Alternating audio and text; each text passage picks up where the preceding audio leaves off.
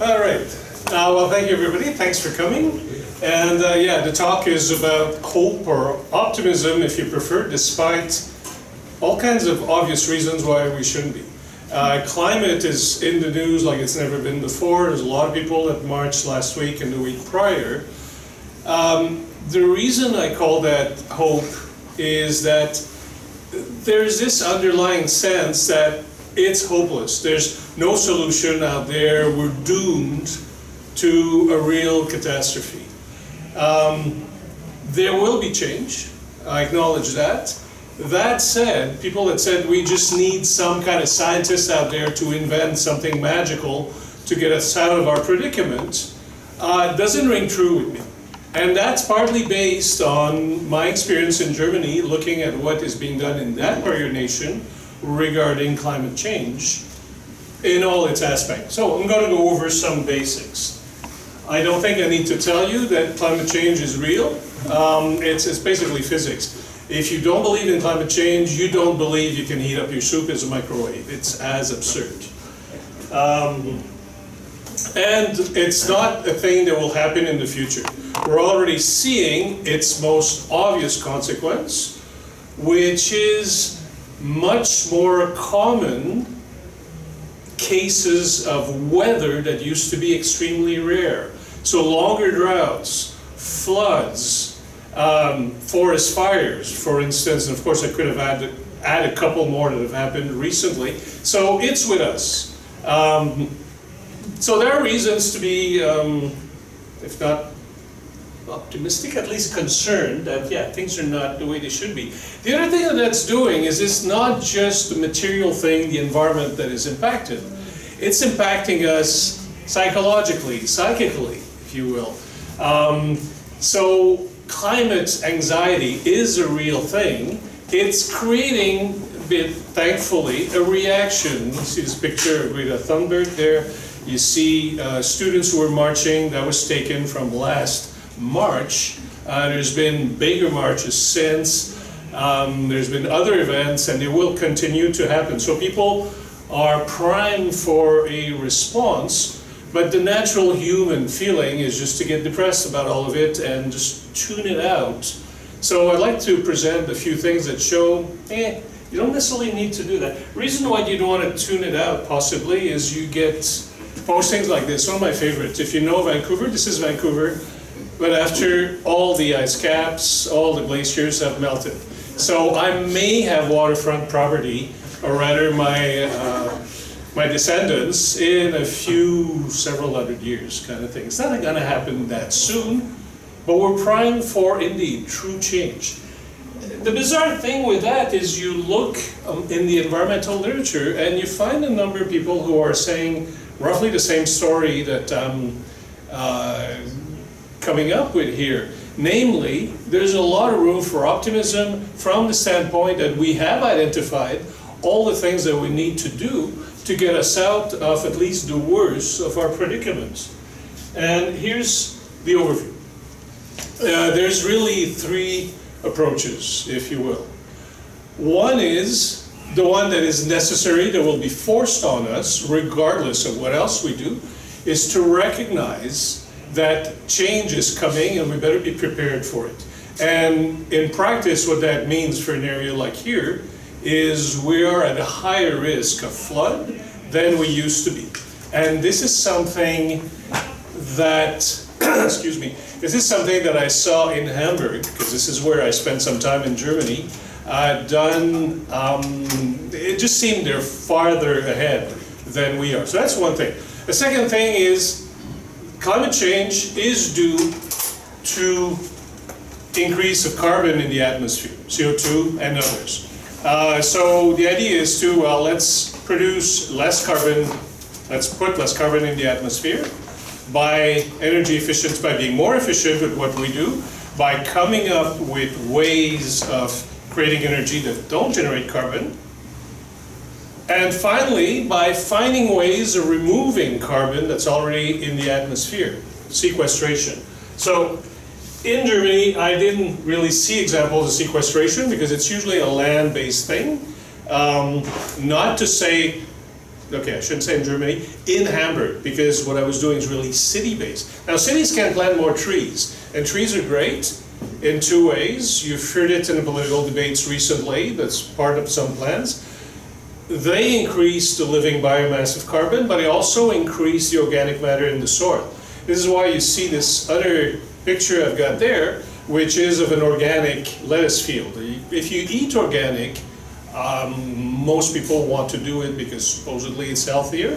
I'm going to say it's because it's better for the ecosystem and it's better for climate, because organic farming means better soil management. That means more organic matter in the soil. That organic matter ultimately comes from the atmosphere. Here in BC, we're looking at other possibilities, namely a technique called blue carbon, which basically deals with salt marshes, saltwater sediments, eelgrass, that sort of thing. Very, very effective at capturing and not releasing carbon, as well as a side effect, helping our salmon, which is not a bad thing, which we could do to a much larger degree than we currently do. We can also do high tech. This is in Squamish. We're the only one in North America that has a working plant that removes carbon from the air. It's controversial, but that's just to say there are several bits of technologies out there. Now, getting back to Hamburg. I don't know, yeah, I'm looking at that food and I haven't eaten.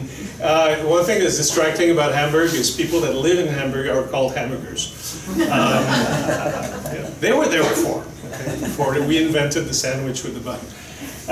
But it's Germany's second city, and it's got a lot of things that are similar to Vancouver. It's very green. It's also very wet, both in terms of the water at the surface and its weather. It's mixed industrial services, what have you. So there's a lot of things, and really the climate is pretty similar. So if they can do stuff, so can we, climate-wise. The other thing that was great about Hamburg for the research I was doing is it was the European Green Capital, which meant that it's a European initiative that requires a lot of documentation in English. My German has gotten better, but it's still not there when I'm really just trying to browse through stuff. So that's why I found a lot of cool stuff there. As I mentioned, there's a lot of similarities. This is Hamburg, the political boundaries of it. Of course, there's some burbs around it. And this is Vancouver, the greater Vancouver, Metro. Now, Metro Vancouver is quite a bit larger, but not really, because about a third of the area is all mountains, which of course Hamburg doesn't have. Remove that, and the proportion of farmland, built up land is not all that different, so it makes for a nice comparison. Among the things that are different is the actual urban plan. Vancouver, Metro Vancouver has a lot of towers and then a lot of single family houses. We have what's called the missing middle. Hamburg, by contrast, has very few towers, but a lot of what people call walk-ups. 3-4 story buildings around the courtyard, a lot of them, and the bulk of the city towards the center is all like that. And that has implications because it means higher density, and a few of the things that are easily adaptable for energy efficiency, for instance, come from a denser urban plan. That said, we're not talking Vienna or Hong Kong. It's a city that has an urban density on average similar to Toronto. So it's not that different from a North American setting. It also has all kinds of cool food that it grows within its own surface area, just like around here. There are things that are different, of course. Hamburg is much older. And Hamburg, to me, is kind of a symbol of resilience. It's gone through a lot. The most recent, obviously, World War II, where the British tested, very successfully, firebombing, destroyed the bulk of the city. The city was rebuilt. You would think a city that has so much water would not be defined by fires. But there was a big fire in 1842, and so much was destroyed. When they had to rebuild, they realized, oh, we can rebuild a bit smarter. So they also put together the sewer system. In the Middle Ages, in the 1200s, Hamburg was the center of beer in Europe. The first one to export beer in a large scale. there was a huge fire in 1200, and I can't remember when. They rebuilt the city, creating lots of cellars to make sure that all the beer barrels could have a place to stay cold. There's been a sort of tradition of bouncing back somehow or other, and maybe they're giving us a lesson how to bounce back from the crisis that we're facing right now. The other thing I want to point out is there's so much water. That's an important lesson for here, south of the Fraser. In Surrey, in the Langleys, we still have a lot of natural creeks. We're now protecting them somewhat. Hamburg has an old history of doing that, and it's grassroots. There were times when some of the creeks were so polluted and stinky, city government wanted to just pave those over, turn those into a storm drain, and the locals said, over my dead body. And what's cool about Hamburg is, well, they backed up and they said, okay, now those are incredible amenities in the city. If you look at that, here's the downtown, and all the blue in here are all the old industrial canals, which are now clean, actually. People fish in those. They're incredible amenities. Here's a stand-up paddle board right under a traffic jam going downtown. Okay, it'd be really cool if we had that in Vancouver. Maybe it's a bit late for us, but just the beauty of those amenities is something else. This is as downtown as you get. Over there, you have a takeout coffee window for boats, you know, on the canal. So just dream what Vancouver could be had we not. And again, we're looking at flooding in the future, so maybe places like the Falls Creek Flats and whatnot could think in terms of welcoming the water instead of fighting against it. Indulge me a little bit for water, just because I love the place. The top part is what the tourists would see, but at the bottom here, you see a little dam on the Ulster River, one of the rivers that defines Hamburg. And it's a dam that's great for flood control and that sort of thing, but if you look right here, what looks like a bunch of funny flower pots is actually a fish ladder. The reason I find that so cool is because both the Alster and the larger river, the Elbe, were considered biologically dead as recently as 30 years ago. And then they decided to do something about it. Enough so that the fish start coming back. And as in Vancouver, one of the defining fish is salmon, Atlantic salmon in this case.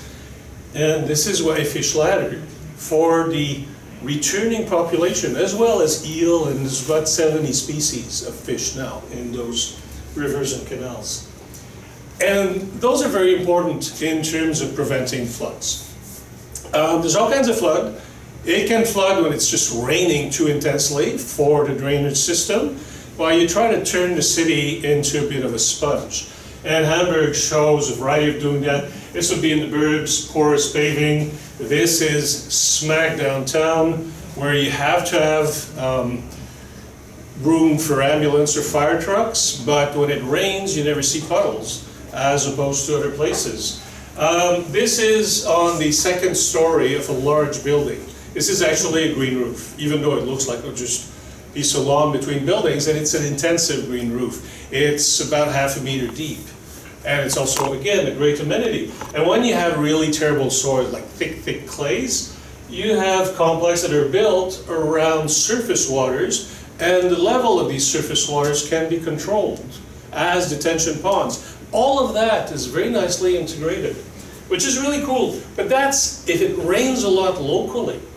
That's not the only reason you get flooded. If we look here in the Lower Mainland, we may get flooded because it's not even raining here, but the Fraser is at an incredibly high level for its freshet.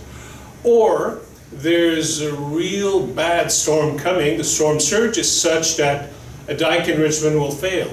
All of those are unlikely, but more and more likely in the future as the levels rise. So Hamburg is, of course, looking at that sort of thing. What I like about what they're doing there, what I'm not yet seeing here, is an education campaign that, hey, this is important and your tax dollars are going there. There, for instance, with big, huge new dikes protecting the downtown because you cannot prevent the river from rising. Education campaign. This is my wife, the reason I went to Germany, originally just as a tourist, and then I discovered a bunch of these things that told me I should go back. The flood of 1962 was a huge catastrophe. Dikes failed, hundreds of people died, tens of thousands of people made homeless. It's remembered in all kinds of places in the cities. This was the level of the flood in Germany. In 1976 was an even worse flood. Nobody died. Very few people were affected because a lot of work and a lot of money had been invested into proper dikes and stuff like that. So something can be done. This is a reminder. This killed, that didn't. Your tax dollars at work. It's important.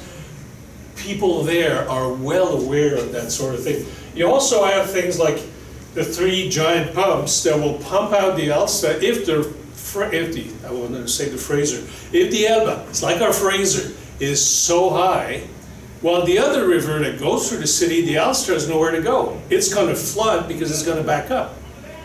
If that happens, there's 3 giant pumps to kind of pump out the Elster as much as possible. These have never had to be used. These are insurance. People accept that, yes, we'd rather seen some investment into that to sleep a bit more secure at night when a big storm is coming. So it's a change of attitude in that respect. But here's what I really love about the new approach. Both a Dutch approach, a Northern German approach, which is, okay, there are times where we just can't fight it. Let's live with the water. So that means in rural area, sacrificing areas, opening up, changing dikes, so that you have like a giant detention ponds, compensating the farmers accordingly. And we could do that around here in the Lower Mainland too, but in the brand new downtown development, a place called Hafen City, the largest urban development in Europe actually. Very cool place, very energy intensive, mixed use, not just only residential or what have you, but totally a